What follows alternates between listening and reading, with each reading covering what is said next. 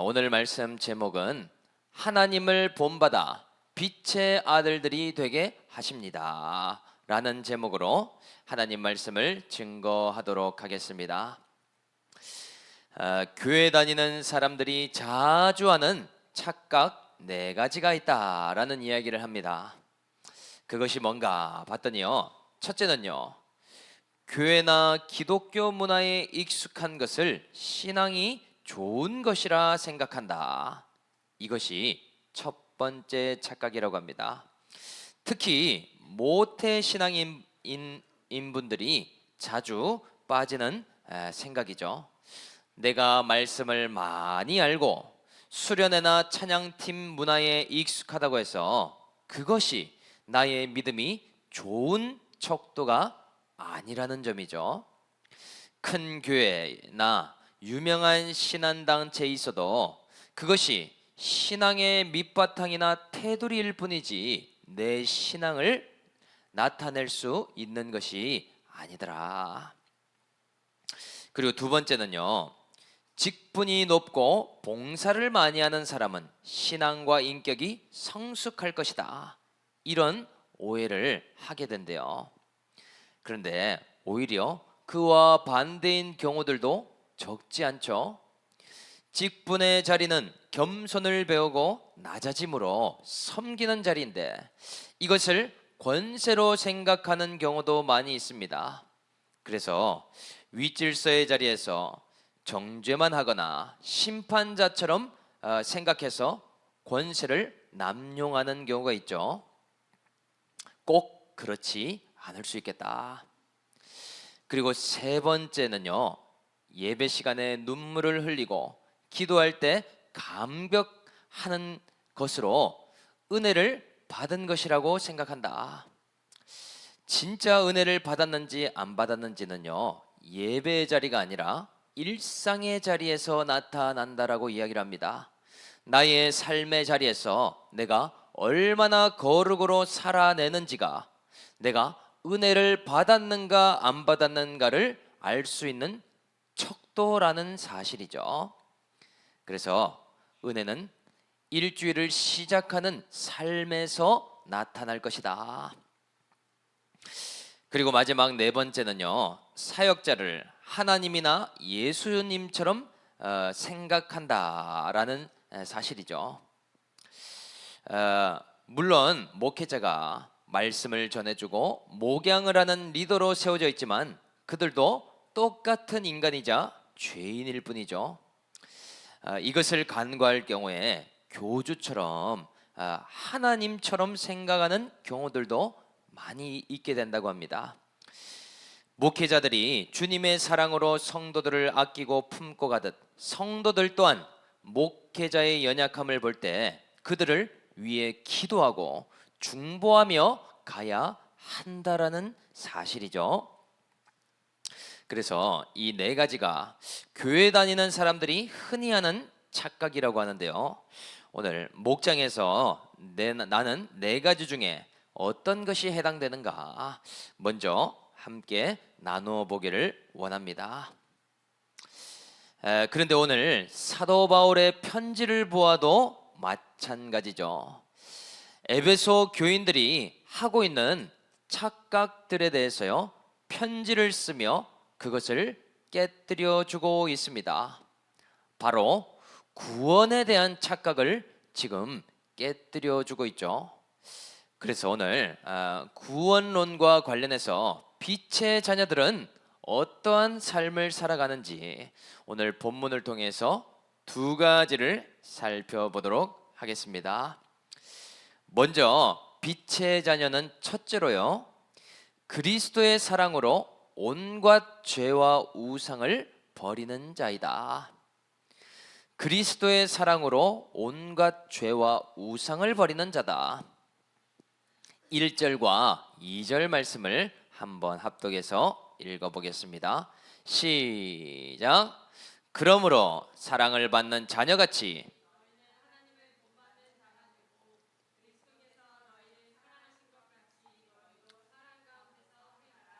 그는 우리를 위하여 자신을 버리사 향기로운 제물과 희생 제물로 하나님께 드리셨느니라.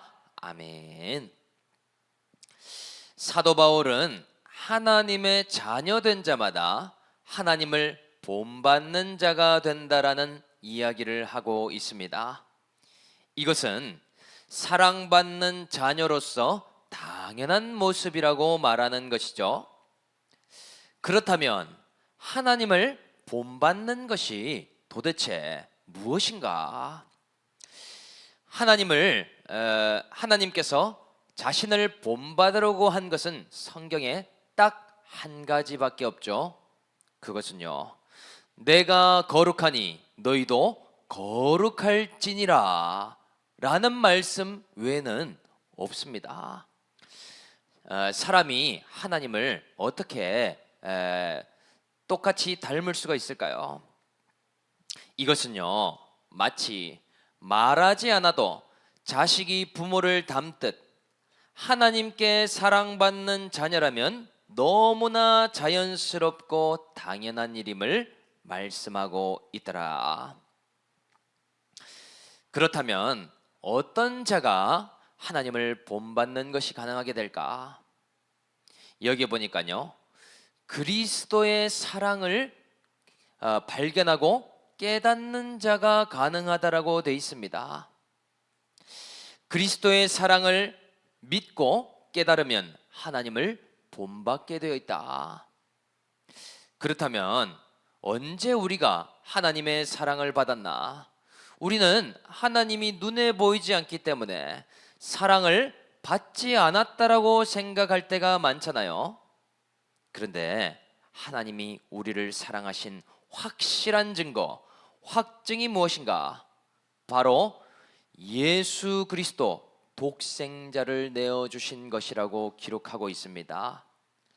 하나님께서 죄인된 나를 구원하시고 살리고자 하신 확실한 증표, 예수를 믿는 자, 그 사람은 거룩을 본받게 되어 있더라. 그래서 예수님께서도 누구든지 나를 따라오려거든 자기를 부인하고 자기 십자가를 따라오라고 말씀하시죠. 그리하지 아니하면 하나님 나라에 합당치 아니하니라 말씀하십니다. 왜 그렇습니까? 내가 죽어야 할 자리에 대신해서 주님께서 죽어주셨기 때문에 누구든지 예수를 믿는다는 것은 자신의 정욕과 탐심을 십자가에 못 박게 된다라는 사실이죠. 그래서요, 빛의 자녀들의 구체적인 특징이 무엇일까? 오늘 3절과 5절에 말씀하고 있는데요, 한번 합독해서 읽어보도록 하겠습니다. 3절 5절 시작. 음행과 온갖 더러운 것과 탐욕은 너희 중에서 그 이름조차도 부르지 말라. 이는 성도에게 마땅한 바니라. 너희도 정녕 이것을 알거니와 음행하는 자나 더러운 자나 탐하는 자 곧 우상 숭배자는 다 그리스도와 하나님 나라에서 기업을 얻지 못하리니. 아멘. 사도 바울이 왜 이렇게 무시무시한 경고의 말씀을 하고 있을까? 에베소 교회 안에 어떤 사람이 있었기 때문입니까?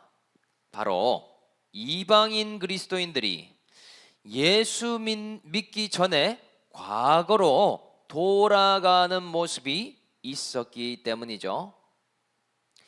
거룩한 성도가 되어도 다시 음주에 빠지는 일들이 있었습니다. 교회 안에 신앙생활을 시작했어도 이전에 행하던 음행과 성적 방탕에 무너지고 있더라.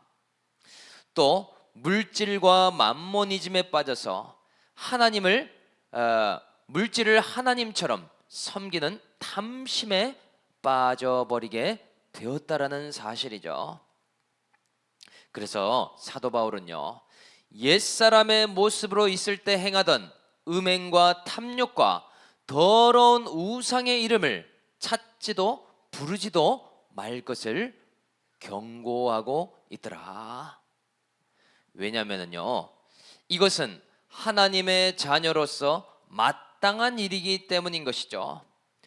거룩하게 살면 좋고 그렇게 못 살면 어쩔 수 없는 것이 아니라 이것이 준비가 되지 않으면 하나님 나라의 기업을 얻을 수 없기 때문이 아닙니까? 그래서 오늘 바울의 편지를 통해서 에베소 교회 안에 문제가 무엇인가 솔루션을 해볼 수 있겠죠. 여러 가지 문제가 있지만 에베소 교회의 가장 큰 문제는요, 구원론의 문제가 있음을 알 수 있습니다. 특히 이방인 출신의 그리스도인들이 구원을 잘못 생각하고 있죠. 이 에베소 지역에는 아주 큰 아데미 신전이 있었다라고 이야기를 합니다. 아데미 신을 믿을 때의 모습이 꼭 예수 믿고 나서의 모습과도 너무나 비슷하다라는 것이죠. 여러분, 이 아데미 신의 마음을 풀 때 이 사람들이 어떻게 했는지 아십니까? 어떤 죄를 지어도 상관이 없고 어떤 잘못을 해도 괜찮다라고 생각했습니다. 다만 아데미 신이 노여워할 것 같으니까 제물을 갖다 바치기만 하면, 그리고 조금의 반성만 하면 그 신의 마음을 되돌릴 수 있다라고 생각했다는 것이죠. 그런데 문제는요, 예수를 믿고 나서도 이것을 똑같이 적용하고 있더라. 지금은 좀 방탕하게 살아도 나중에 언젠가 반성하면 되는 거 아니야? 지금은 음행과 음주에 빠져 있어도 내가 과거에 살아온 방식인 걸 어떻게 해? 내가 물질을 사랑하고 탐심을 부려도 나중에 좀 덜 사랑하면 되는 거겠지. 그래도 구원은 받을 것이라고 생각하는 값싼 구원론을 믿고 있더라는 것이죠. 바울이 이것을 정확하게 간파하고 경고하고 있는 것 아닙니까? 그래서요, 계시록에도 똑같은 말씀을 하고 있죠. 두려워하는 자들과 믿지 아니하는 자들과 흉악한 자들과 살인자들과 음행하는 자들과 점술가들과 우상 숭배자들과 거짓말하는 모든 자들은 불과 유황에 타는 못에 던져지리니 이것이 둘째 사망이라. 그러니까 사도 바울은요, 너희가 누구든지 헛된 말로 너희를 속이지 못하게 하라. 구원은 그렇게 교회에 있는다고만 해서 얻을 수 있는 것이 아님을 확고하게 말씀하고 있는 것 아닙니까? 정말 두려움으로 이 말씀을 받아야 되겠더라. 그래서 우리도 이 말씀을 적용해 볼 수 있겠죠. 우리는 과거에 예수 믿는다고 하면서도 종교 생활을 많이 해왔습니다. 마치 아데미 신을 믿은 것처럼 교회에 나오는 것 자체가 신앙생활이라고 착각을 하며 살아왔다는 것이죠. 그런데요, 우리의 신앙생활이 종교에 지나지 않았던 결정적인 이유가 있습니다. 그것은요, 오늘 이방인 출신의 그리스도인들처럼 잘못된 구원론을 가졌기 때문이죠. 우리가 제일 많이 했던 착각이요, 그래도 교회를 잘 다니면 구원받지는 않을까? 그래도 과거에 비하면 내가 술도 잘 안 마시고 헌금도 봉사도 하니까 이 정도면 구원의 범위 안에 있는 것은 아닐까? 이렇게 생각하고 있지는 않습니까?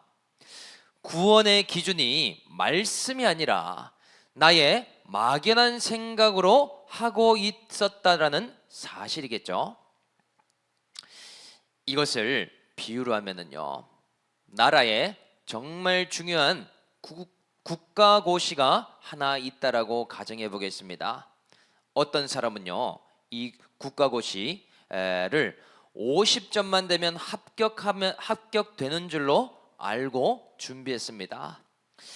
또 다른 사람은요, 60점이면 과락이 아니라 통과되는 줄로 알고 있습니다. 그런데 그 시험의 안내 전문을 보니까요, 깜짝 놀라는 것이죠. 이 시험은 상대평가도 아니고 절대평가인데 100점 만점자만 통과된다라는 사실을 그날 알게 되는 것 아닙니까? 난이도가 아주 어려운 시험은 아니지만 이 오답 노트를 해서 100점 만점을 해야만 통과가 되더라. 여러분, 이 시험의 전형을 알고 있는 사람과 전혀 다르게 준비한 사람은요, 얼마나 큰 차이가 나겠습니까? 이 시험을 임하는 자세나 준비하는 태도부터가 정말 달랐겠죠. 우선순위가 완전히 다르더라. 이 시험을 오해하고 있었던 자는 시험 당일에 통해하며 통곡하는 일이 있었을 것이고, 알고 준비하는 자는 가볍게 시험을 치르며 기뻐하지 않겠습니까? 여러분, 우리도 마찬가지죠. 구원론이 막연한 사람은요, 신앙생활도 막연할 수밖에 없습니다. 왜냐? 예배의 이유가 불분명하기 때문이죠. 내가 왜 거룩하게 살아야 되는지 이해가 안 될 것입니다. 하나님을 왜 찾아야 되는 것이고, 왜 기도가 필요한지 모든 것이 수동적으로 생각할 수밖에 없겠죠. 그것은요, 구원이 피부에 와닿지 않기 때문입니다. 하나님의 결산과 내 삶이 너무 멀리 있기 때문에 그런 것 아닙니까? 그래서요, 마땅히 하나님을 찾는 일에도 게을러지고, 누구의 말 때문에 수동적으로 신앙생활하게 되어 있더라는 것이죠. 그래서요, 구원론이 추상적이기 때문이 아닙니까? 향방 없는 이러한 종교생활을 우리는 그쳐야 되겠다. 그러다가도요, 직장 상사가 회식한다고 술 먹으러 가자고 한다면 하나님보다 사람의 눈치를 보고 끌려가게 될 수밖에 없는 것이죠. 배우자가 가족 모임이 있다고 하니까 주일 예배도 빠지고 가자 하면 가는 것이 당연해지지 않겠습니까? 좋은 게 좋은 것이지, 혼전 순결을 지키지 않아도 되고 결혼도 상대 집안이 그냥 괜찮으면 예수 믿는 것이 뭐가 중요한가? 그렇게 다 따지면 결혼이나 할 수 있겠는가? 여러분, 한 가지가 10가지가 아니겠습니까? 그래서 우리는요, 오늘부터 구원론이 확실해져야 됩니다. 내가 과거에 어떻게 살았든지 지금부터가 너무 중요하겠더라. 우리는 무엇을 준비해야 할 것인가? 어떻게 하나님의 거룩을 본받으며 살아갈 것인가? 이 부분이 너무나 중요한 부분이죠. 과거에는 저도요, 죄인 중에 괴수와 같은 인생을 살았습니다. 지금부터라도 회개하고 회개에 합당한 열매를 맺으면 그것은 구원의 일이 되는 것이 아니겠습니까? 오늘 이 말씀을 듣고요, 우리는 예수 그리스도라는 하나님의 확실한 사랑을 깨달아야 될 것입니다. 주님이 나를 대신해서 죽었다면 이제 나는 주님의 사랑 때문에라도 거룩의 인생을 쫓아가야 될 것이 아니겠습니까? 저는요, 우리 올리브교회의 소망이 바로 이 구원에 있다라고 생각을 합니다. 이렇게 작은 교회, 환경도 상황도 바라볼 것 없는 이 교회에서 구원의 소망마저 없다면 무엇을 가질 수 있겠는가? 정말 아무것도 없겠죠. 우리 올리브교회는요, 이러한 하나님의 말씀이 나팔 소리처럼 들려져서 하나님 앞에 거룩한 백성, 구원의 백성으로 발견되어야 될 줄 믿습니다. 그렇게 하나님 앞에 점 없고 흠 없이 결산받을 수 있는 구원의 인생이 다 될 수 있기를, 그러한 올리브 교회가 될 수 있기를 주 예수의 이름으로 간절히 축복합니다. 그래서 빛의 자녀는 두 번째로요, 하나님과 그리스도를 기쁘시게 하며 지체에게 사랑의 책망을 합니다. 하나님과 그리스도를 기쁘시게 하며 지체에게 사랑의 책망을 한다. 우리가 10절과 11절의 말씀을 한번 읽어보도록 하겠습니다. 시작. 주를 기쁘시게 할 것이 무엇인가 시험하여 보라. 너희는 아멘. 그래서 사도 바울은요, 빛의 자녀들이 어떠한 삶을 사는가, 오늘 본문에 두 가지의 특징을 추가로 이야기하고 있습니다. 먼저 한 가지는요, 빛의 자녀들은 믿음으로 주를 기쁘시게 하는 인생을 살아간다라고 이야기하고 있죠. 에베소 교인 중에서도요, 특히 이방인 출신의 그리스도인들이요, 내적인 갈등이 심하다라는 것을 알 수 있죠. 어떤 갈등인가 봤더니요, 옛사람으로 돌아가서 내 육신을 기쁘게 할 것인가, 아니면 새 사람을 입고 믿음으로 주를 기쁘시게 할 것인가. 육신의 소욕과 성령의 소욕이 계속 다투는 일이 있었다라는 사실이죠. 이것이 에베소 출신의 그리스도인들에게 너무나 치열한 싸움이 있더라. 그런데 육신의 생각은 사망이지 않습니까? 성령이 인도하시는 영적인 일은 생명의 일이 되죠. 그러니까요, 믿음이 없이는 하나님을 기쁘시게 하지 못하나니, 하나님께 나아가는 자는 반드시 그가 계신 것과 또한 그가 자기를 찾는 자들에게 상 주시는 이심을 믿어야 할지니라. 아멘. 이렇게 말씀하시죠.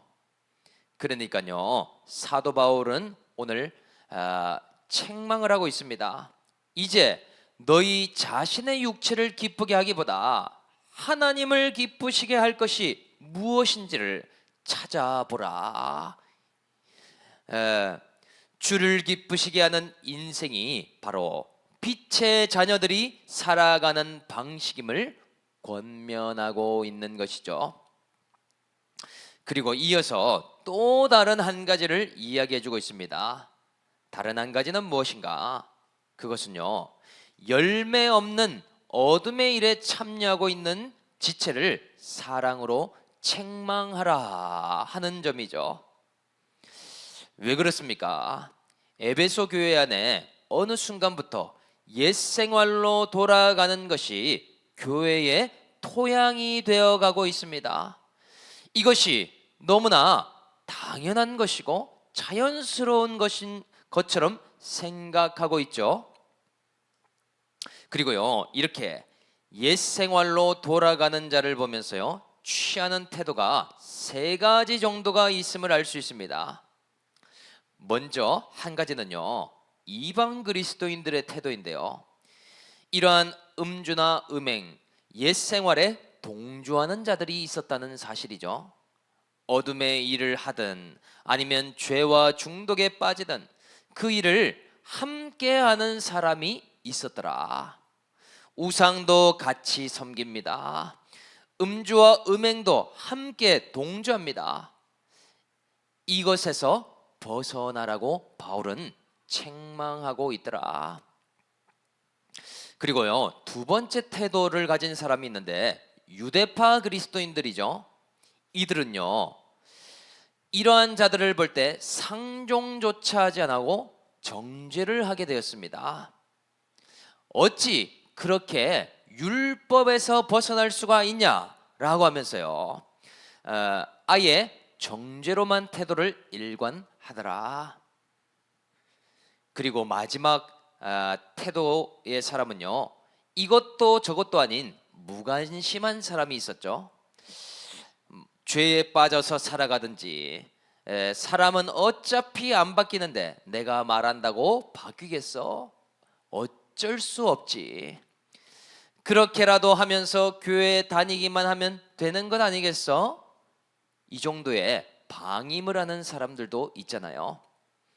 그런데 오늘 사도 바울은요, 이 세 가지 태도 모두가 아니라고 이야기를 하죠. 너희가 하나님의 사랑으로 그들을 권면하고 책망할 것을 이야기하고 있습니다. 표면적으로만 생각하면은요, 책망하거나 권면하면 그 사람들이 듣기 싫어하는 것 아닌가? 그런 말들 때문에 더 실족하고 마음이 힘들어하면 어떻게 하는가? 이런 생각이 들잖아요. 그런데요, 정말 주의 말씀과 그들의 구원 때문에 이야기를 한다면 그것이 당장 들리지 않더라도 분명 생각하고 돌이키게 될 것이다. 이후에라도 고난 중에 생각이 나서 회개하고 돌이킬 수 있음을 바울은 이야기하고 있는 것이죠. 하나님도 이 일에 관심이 있기에 고난을 허락하시면서라도 분명 구원으로 불러 주실 것이더라. 그래서요, 모두가 빛의 아들들이 되어서 하나님을 기쁘시게 할 뿐만 아니라 구원과 멀어지는 형제 자매들을 책망할 때 이것이 에베소 교회가 세워지는 일로 만들어진다라는 사실이죠. 하나님이 기뻐하시는 믿음의 공동체가 될 수 있겠더라. 그래서 우리도 이 말씀을 적용해 볼 수 있겠죠. 우리는 신앙생활을 하면서 가져야 될 중요한 두 가지의 향방이 있음을 오늘 본문을 통해 알 수 있습니다. 먼저 한 가지는요, 나 자신에게 적용해야 할 부분인데요, 그것은 믿음으로 주님을 기쁘시게 하는 인생이 되어야 한다라는 사실이죠. 우리가 예배를 드리고 찬송을 드리는 이유가 무엇인가? 주님을 기쁘시게 하는 인생이 되기 위해서입니다. 우리가 날마다 큐티하고 말씀을 따라 살고자 하는 이유가 무엇일까? 하나님을 기쁘시게 하는 인생이 되기 위해서라는 사실이죠. 그런데 지금까지 우리는요, 거꾸로 살아오지 않았습니까? 하나님도 기쁘시게 해야 되겠지만 우선은 내 자신을 기쁘게 해야 한다라고 생각했다는 것이죠. 그래서 육신의 정욕을 따르고 안목의 정욕을 쫓으며 이생의 자랑을 위해 살아오지 않았습니까? 그래서요, 요즘 이 도파민에 중독되며 살아가는 인생들이 참 많다라고 이야기를 합니다. 어떤 분의 간증을 들어보니까요, 퇴근하고 집에서 치킨과 함께 먹는 맥주는 신앙생활에도 끊을 수가 없다라는 이야기를 하더라고요. 정말 우리는요, 중독에 빠질 수밖에 없는 그런 삶을 살아가고 있었죠. 나를 육신적으로 기쁘게 하는 것들은요, 그런데 아이러니하지만 잠깐의 기쁨밖에 없다라고 이야기를 합니다. 유튜브에 어떤 뇌과학자가 이런 이야기를 하는데요, 중독의 일로 자신을 기쁘게 하면 그만큼 일상은 고통스러워진다라고 이야기를 합니다. 왜냐하면요, 뇌가 도파민에 절여지게 될 때 이제 도파민이 안 나오는 일상은 너무 지루하고 힘들며 기쁨이 없는 것처럼 느끼게 된대요.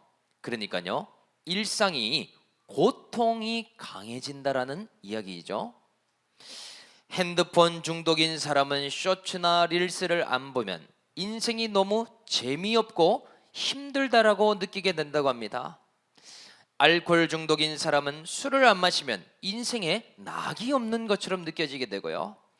드라마 쇼핑, 넷플릭스 중독인 사람은요, 그것을 안 보면 그냥 평소에 너무 힘든 인생을 살게 된다라는 사실이죠.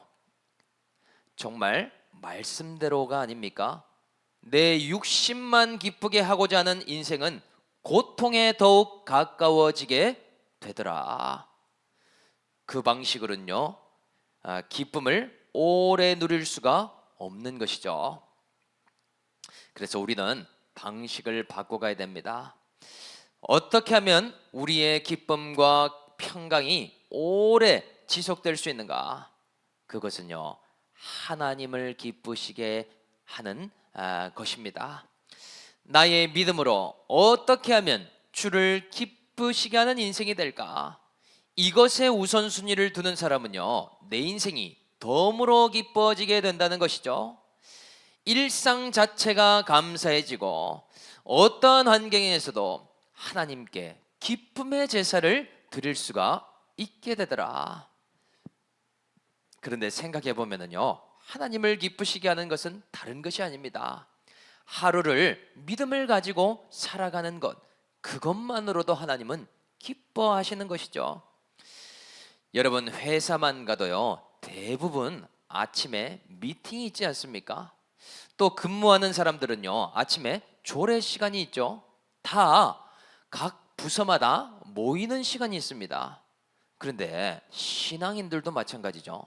아침에 일어나면은요, 기도의 자리에 나가서 오늘 청지기로서 내가 어떻게 살아가야 될지, 오늘 믿음으로 무엇에 순종해야 될지 하나님 앞에 묻고 시작하는 그 자체를 하나님은 너무나 기뻐하신다라는 사실이죠. 저는요, 그 작은 겨자씨 같은 믿음이 하나님을 얼마나 즐겁게 만들까, 이런 생각을 해보게 되었습니다. 저는 요즘도 참 기도하면서요, 제가 신앙생활을 잘하고 있나 스스로도 많이 묻기도 하고 고민을 하는데, 어제도 하나님께서 방문하셨구나 느끼는 일이 있었습니다. 이번 주에 프린터가 말썽을 부렸어요. 전도사님이 수리업체 3곳을 전화했는데요, 용문역에 있는 한 업체의 여자 사장님이 이 전화를 받는데요, 이분이 글쎄 목회를 하시면서 프린터 수리도 하시고 있더라고요. 왜 그렇게 하게 되었는가 봤더니, 둘째 아들이 지난달에 39살의 나이로 천국의 부름을 받으면서 그 자리를 대신해서 이 목사님이 일을 하고 계시다고 이야기를 했습니다. 정말 존경스러운 분이죠. 순복음 교단에서 지금 개척한 지 18년 정도가 되었는데요, 아직도 지하에 있는 개척교회를 매일 기도로 목회하고 계시더라고요. 그런데 이분이 전도사님 목소리를 듣더니 교회 다니시는 분이시죠? 너무나 신기하리만큼 그냥 듣고 아시는 분이시더라고요. 그리고요, 교회에 와서도 저에 대해서 아무런 정보를 말해주지 않았습니다. 교회 오자마자 제 목소리만 듣고 양들에게 꼴을 잘 먹이는 목자님이시네요. 지금 그리고 하나님 앞에 겸손함으로 나아가는 과정에 계시고 연단을 받고 계시군요. 그리고 목사님 기도하는 분이시죠? 저는요, 저에 대해서 한마디도 하지 않았습니다. 그분이 그냥 저에 대해서 이야기를 하실 뿐이었어요. 그리고 시원한 음료를 드렸더니요, 올리브 교회를 위해서 5분 정도를 기도해 주시는데요, 정말 감사한 것이죠. 프린터를 보러 온 것인지 하나님의 파수꾼으로 메시지를 전하러 오신 것인지 알 수가 없을 정도로요, 저에게는 하나님이 주시는 격려와 위로와 같은 그런 시간이었습니다. 그리고요, 우리 교회 공동체는 어떠한 공동체가 되어야 될까? 우리 올리브는요, 죄에 동조하거나 또는 정죄를 하는 공동체가 아닙니다. 우리는 다 긍휼히 바라봄으로써 서로 권면과 죄에 대한 책망까지도 구원의 관심으로 할 수 있는 그런 토양이 되어야 되겠더라. 열매 없고 어둠의 일에 참여하고 있다가 칭찬과 인정만 듣다가 구원과 멀어진다면 얼마나 안타까운 일이겠습니까? 자신의 인생만 기쁘게 하다가 하나님의 결산을 준비하지 못하는 인생이 된다면 어떤 유익이 있겠는가? 그러한 방식은요, 많은 칭찬과 인정, 공감을 받아도 더 권면 한마디가 힘든 인생이 되는 것 아닙니까? 그래서요, 우리는 그리스도의 사랑으로 모두를 긍휼히 바라보되 정말 주님이 말씀하시듯 권면과 책망으로 구원을 이루어 가야 되겠더라. 오늘 바라기는요, 오늘 사도 바울이 이야기했듯이 우리 모두가 하나님과 그리스도를 기쁘시게 하며 서로 사랑의 책망을 받고 또 들을 수 있는 그런 우리 올리브 공동체가 다 될 수 있기를 주님의 이름으로 축복합니다. 말씀을 마무리하기를 원하는데요, 오늘 빛의 자녀는 두 가지를 말씀하십니다. 그리스도의 사랑으로 온갖 죄와 우상을 버리는 자, 하나님과 그리스도를 기쁘시게 하며 사랑의 책망을 서로 주고 들을 수 있는 자. 오늘 저와 여러분들 모두가 이러한 인생으로 구원으로 결론날 수 있는 저와 우리 올리브 교회가 될 수 있기를 주 예수의 이름으로 간절히 축복합니다.